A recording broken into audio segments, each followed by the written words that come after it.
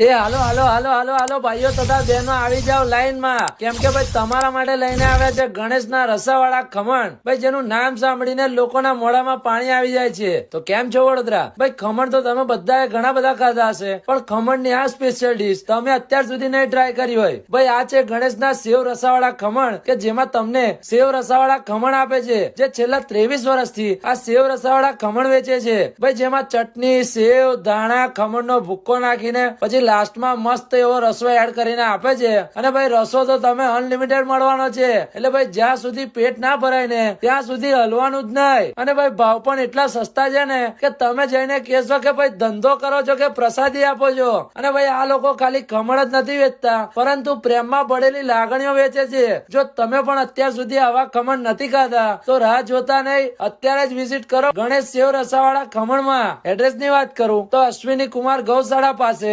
સરસ્વતી સ્કૂલની બાજુમાં, AK road, Surat.